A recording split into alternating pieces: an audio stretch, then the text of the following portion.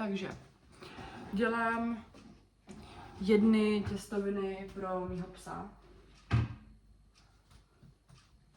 Kolínka jsou pro Veru. Špagety jsou pro nás. Je čtvrtek. Já jsem šla zaplavat. Šla jsem se opalovat. A pak jsem zjistila, že prostě náš pes někam utekl. A jakože naštěstí někam tady na zahradě, protože prostě máme velkou zahradu. A tady jsou takový jakoby křáchy, kde prostě jakoby občas jsou jakoby srnky a tak. A jsou tam občas jakoby i nějaký prostě zdechliny prostě, jo. No takže jakoby já jsem dneska dala takový prostě, že trošku adventure, jo, prostě do těch křáchů. A teďka prostě náš pes tam vyběhl, že jo, a nese prostě srnčí nohu v hubě, takže prostě super. Takže jsem se hnedka po probuzení já jsem se šla skočit do bazénu teda, jo. Pak jsem se zbavovala srnčí nohy, no a teď jedeme dál prostě, jo. Děláme oběd tady prostě teďka místo té nohy jí musím dát prostě jiný jídlo, protože za prvý strašně smrdí z držky, takže prostě musím jakoby udělat nějaký cleansing, jo. Teďka mi volala máma. Každopádně si mi řekla, že rovnou koupí nějaký odčervovací tablety, protože prostě si žrala nějakou zdechlinu, takže jakoby nechci, aby měla nějaký prostě parazity z toho. Takže uděláme jí cleansing, dáme jí tady hezky prostě jídlo, ať se normálně může najíst a nemusí hledat jakoby nic na zemi. A my se taky jdeme najíst. Jo? Ale právě jsem zjistila, že tady dělám prostě úplně zbytečně ty těstoviny pro celou rodinu, protože naši se šli někam na oběd, takže prostě super.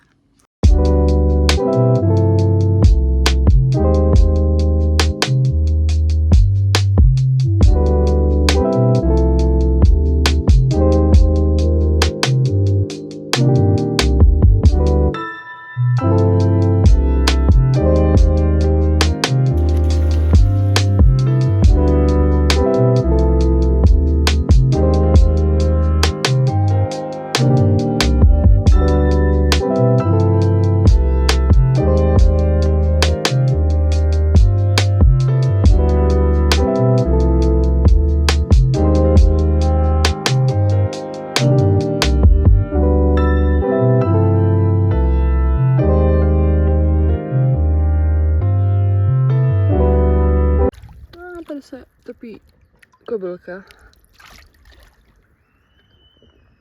Hop. Hlavně neskoč zpátky do toho bazénu.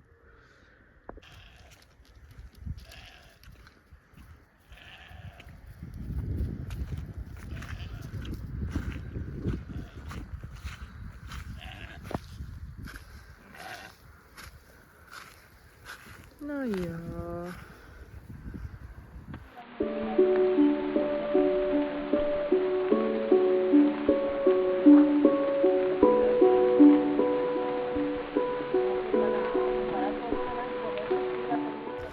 Právě jsem hodila tohle na strom. I'm so sorry. I'm so sorry. I'm so sorry.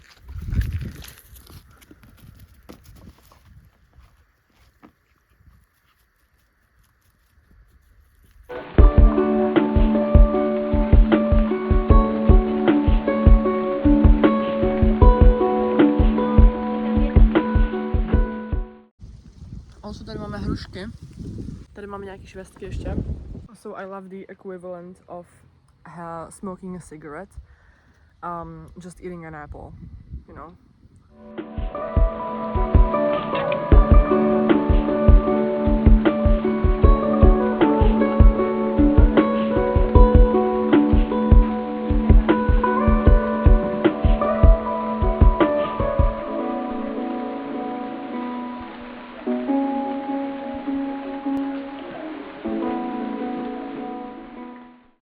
Ještí rodinka.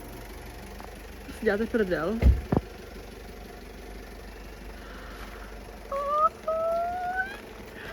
To jsou bobanci.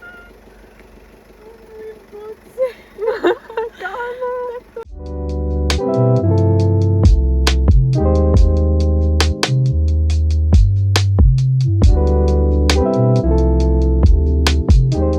OK, takže jelikož jakoby já už tady vlastně nebydlím a bydlím v Praze a tohle je dům mých rodičů, tak tady mám hodně oblečení, kterého se prostě potřebuju zbavit. Takže vždycky, když jsem tady, tak prostě průběžně házím ty věci na Vinted. Pokud se to neprodá, tak to prostě přefocuju a házím tam znova. Takže teďka jsem prostě asi hodinu dělala ten Vinted. Úplně mi to unavilo. Mám totálně busy day, ne kecám, mám strašně boring day. Actually tohle bylo jakože jediná aktivita, co jsem jakoby dneska reálně dělala. Já jsem nedělala nic, koukala jsem se na Outer Banks, na první 3 díly nové série a měla jsem špagety. That was it, jako já jsem dneska nic nedělala. Musím se hrozně. Ale randomly jdu na nějaký koncert Štěpána Kozuba. What the fuck? Který se odehrává v Lahoferu. Never been there, ale prý to tam je hezký, takže to se odehrává za 3 hodiny, ne, počkej, za 2 hodiny a rady už jsem, ale ještě jakoby nemám úplně co dělat, takže come with me, najít si random aktivitu, teďka co budu dělat mezi tím, než pojeme na koncert. Takže dělám tohoto on and off, jakoby tady to bedazzling obraz, který jsem si koupila tehdy v Actionu, asi před půl rokem a dělám to vždycky randomně, když jsem doma, protože na to jindy jakoby nemám čas. Trvá to strašně dlouho, je to hrozně terapeutický, ale kámo, nikdy to nedodělám prostě. Než ještě pojedu, tak si chci jít zaběhat, protože jsem to nedělala už strašně dlouho a odkladám to pokaždé, když jsem tady. So yeah. Yeah, that's it.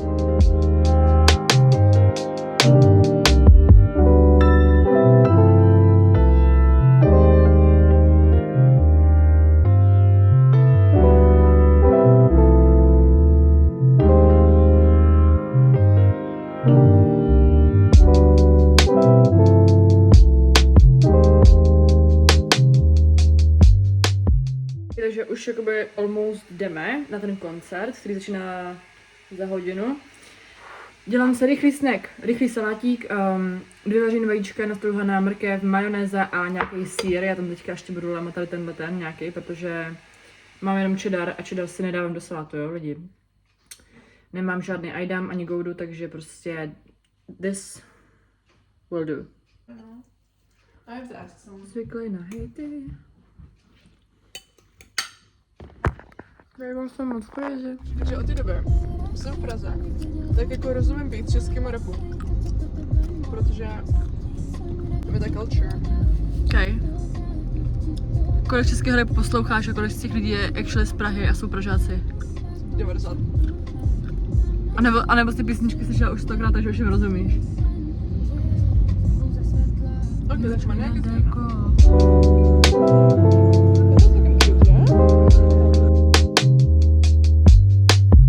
No, vidíte 4 lidi a už tady neproběhla votace, to bylo nevím.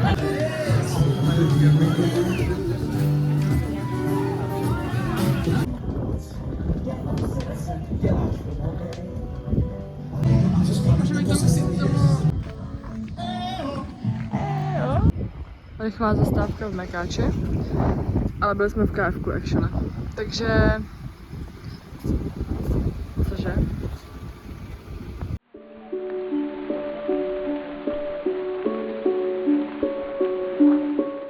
Tohle je konec tohoto vlogu, doufám, že jste si ho užili a jdu spát, protože už je půlnoc a jsem po koncertu a po všem.